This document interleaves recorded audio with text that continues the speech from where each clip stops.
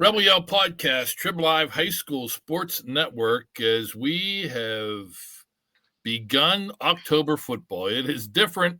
It is different than August and September football. It just is. It's hard to describe. And I'm not just talking about the weather, and the weather's been glorious. But again, it's time for those who are going to be playing November football to step it up. And we are here to salute our Week 6 team of the week, a team that really did step it up since the beginning of the season, and especially in Week 6. John Skiba, the head coach of the Apollo-Ridge Vikings, our WPIAL team of the week. John, kind enough to join us. We appreciate your time, Coach. Congratulations.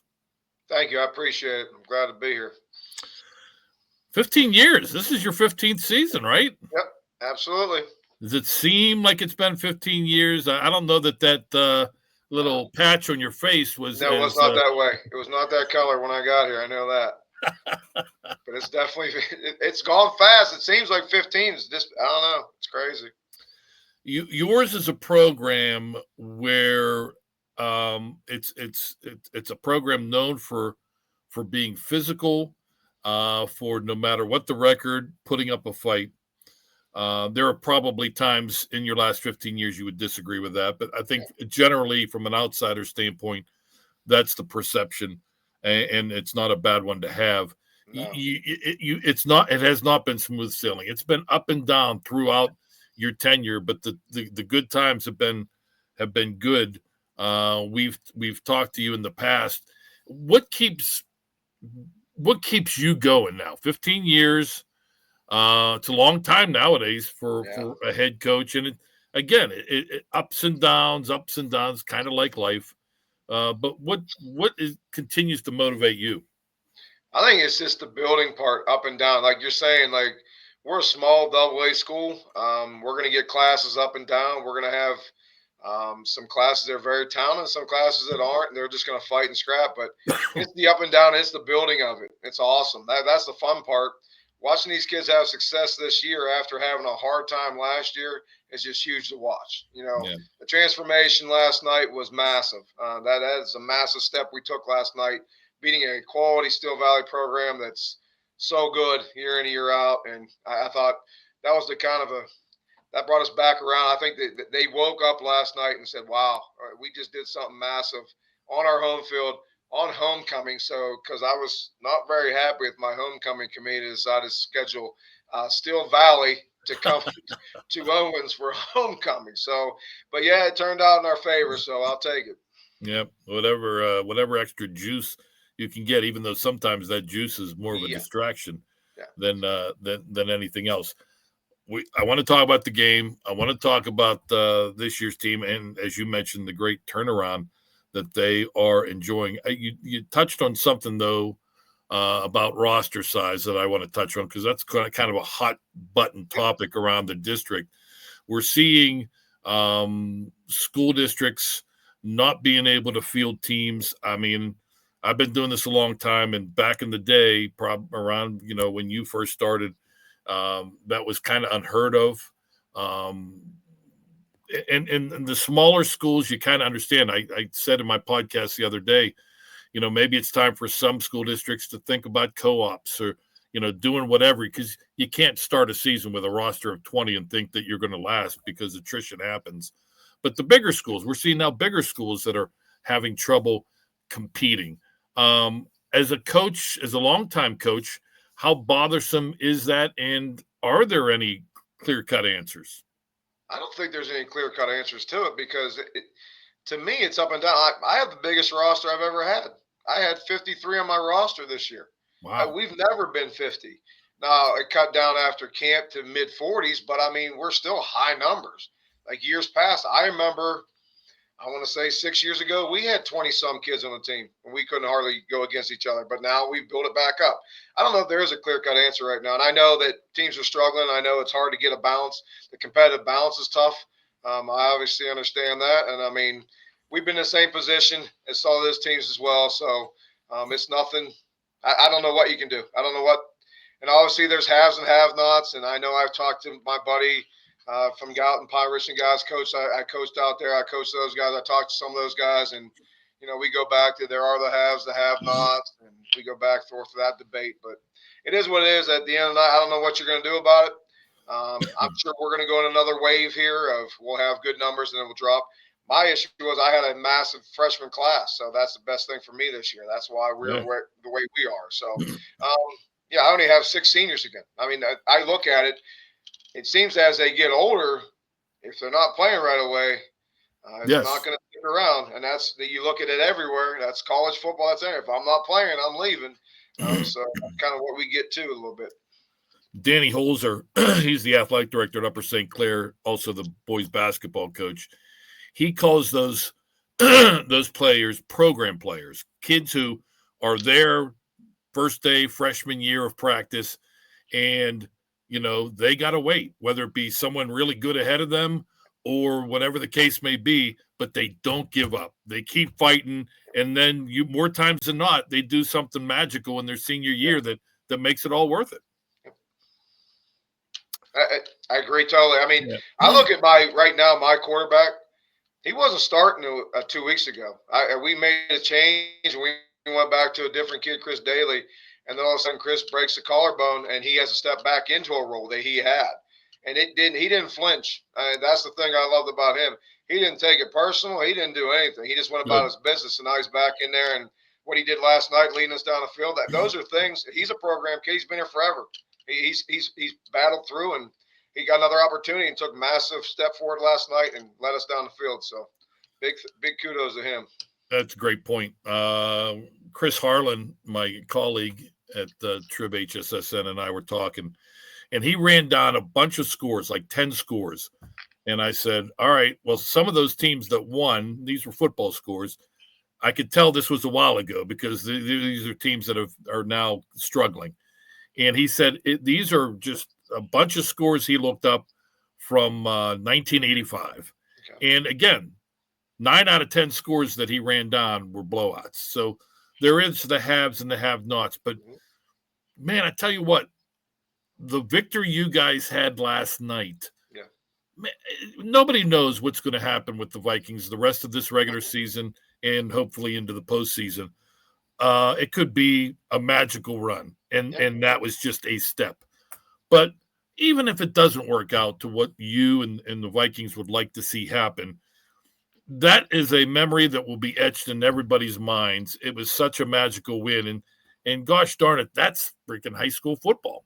Yeah, absolutely. I mean, the amount of emails I got from people from the district just saying that. I mean, it was huge. People, retired teachers and things like that.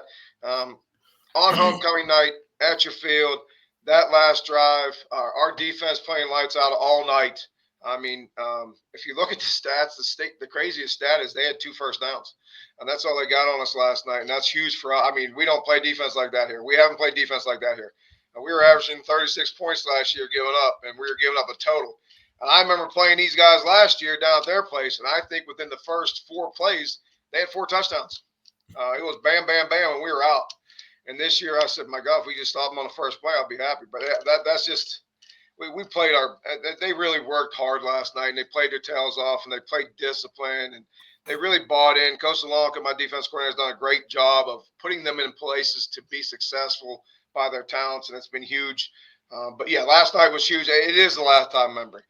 We talked about today. They're going to have to dance tonight. They're going to go and enjoy themselves. This will be one of those things they're always going to remember. Sure. The time here. I had a couple of ex-superintendents say this is probably one of the best games he's seen here. So those are, that's what we wanted to do here. That's a small town. I said to the officials before the game, they were talking about because the homecoming parade was going on. He goes, there's a lot of juice here. I'm like, yeah. I said, this is small town football in Pennsylvania. Yep. So welcome to it. That's awesome. Truly, truly awesome. John Skiba, head coach of Apollo-Ridge. So now that you're a rock star, can you go to the store and not have to pay for your groceries this weekend? Right. Yeah, okay. Yeah, that don't happen up here, that's for sure. Just pull on my tab, and yes, that's right. Hopefully someone else settles the tab later. That's right. Let's talk about the efforts last night. Deron Barksdale is a beast, following in his brother's footsteps. Donald, who was such an outstanding player and helped lead the Ironmen to championships in recent years. Duran has been a monster now after a couple of injury-filled seasons. His numbers last night, 118 yards on 18 carries. You kind of kept him in check. He did have the long touchdown run that looked like it would be a backbreaker in the early moments of the fourth quarter that put them up 14-3. We'll talk about that in a moment. But again, I'm sure that a lot of the defense was focused on trying, and teams all the time focus on trying to slow down Barksdale, but that doesn't mean it happens. No, I mean, yeah, we definitely had the eye on it. We understood what they were doing. I think we had a pretty good game plan going in, and the kids were rallying to the ball. We watched it today. There were so many hats running to the ball today. That gang defense that we had going on was really good. Now, he popped some things, and he is a talented kid. Yes. And I'll be quite honest, defensively, he might be the hardest hitting safety I've seen in a long time. He was lighting us up left and right. He does a great job coming downhill, but we knew what he was about. And I thought our kids played, so disciplined on what we had to do and eliminate what they did. I think our D-line did a great job. Our backers, second, everybody was on cue. They all understood their assignments. We moved some things around. Like I said, Coach Longa did a great job of getting that set. And that's the biggest thing. They executed it. And that's I think when they take the game plan and they execute it, like Coach says, it's really fun to watch. And it was fun to watch last night. I thought they were just unbelievable. I know he popped a couple. There were some calls there and there, and they were upset about some things. But I mean, they're a good team. Yeah, he's a great back. We were able to do what we were able to do at home, and that's the biggest thing. Got to win. Yeah, is this the best defensive performance? I mean, obviously it's the best team. This is although beating Leechburg now, when you look back, was pretty impressive in week 0. But you mentioned the helmets to the ball. Have you seen that, or is that something that now, hey, this is what we can do? We need to do it each and every Friday. I think there's a massive buy-in all of a sudden. I think it's crazy when it clicks. And all of a sudden, they all start doing it. And all of a sudden, it carries over everywhere we go now. So we started a week ago with Olsh, and now all of a sudden this week against Barksdale, it was huge. That was awesome to watch last night. We had some things down. I mean, they do some bubble screen, some slip screen stuff, and they did one.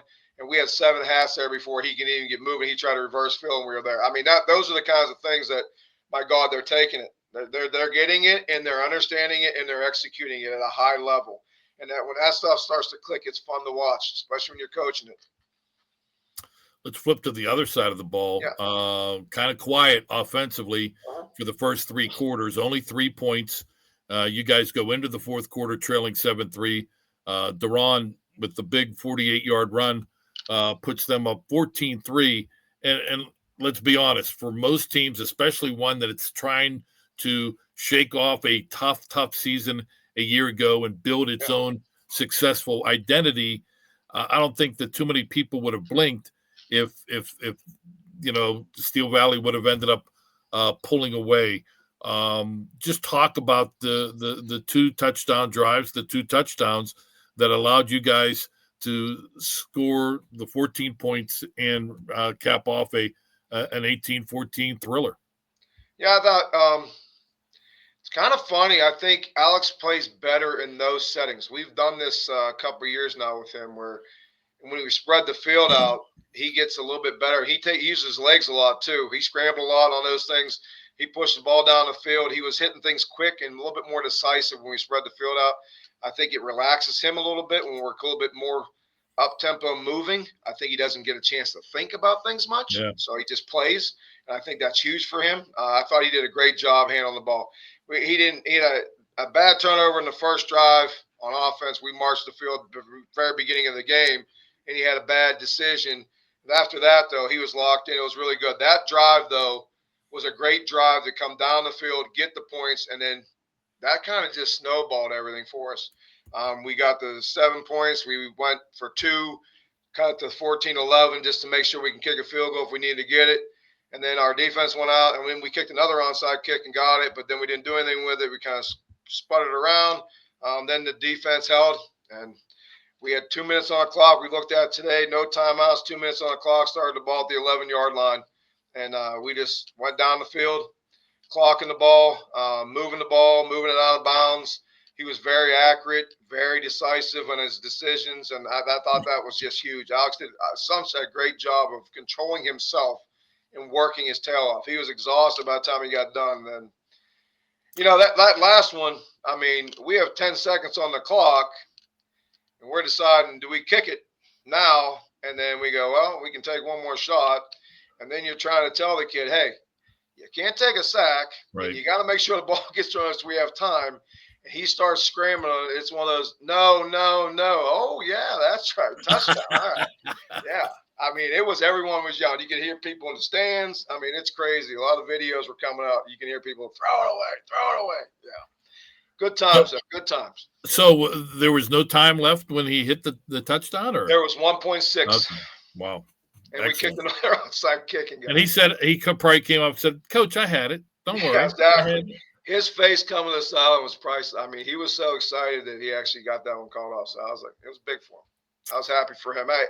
He's been through a lot. I mean, he's been up and down. Like I said, we've started him, yanked him, pulled him. He's done everything. Plays defense, plays all night. Great kid, great family. That's the thing about you. When those kids are successful, that's a good thing for your program. Program kids are awesome. Yep. I totally agree. Alex Clausen, 17 of 23, or 17 of 25, 183 yards, and the 2 touchdowns, 28 yards to Logan Schrock to get you guys close, and then the 13-yarder that you described to Zach Myers for the game-winning score, and I'm sure a lot of bedlam. Oh, craziness. I mean, we had kids going on the field. We had to throw them back off. I mean, it was getting a little bit out of hand. And then, then we had the celebration after the other one, and we took the celebration penalty. We had all kinds of things going on. So, good times, though. Don't want to give away any trade secrets heading into the final 3 weeks of the regular season. But at this point, especially now off 4 consecutive wins, you guys sit 5-2 overall, a perfect 3-0 in the Allegheny Conference in Class 2A.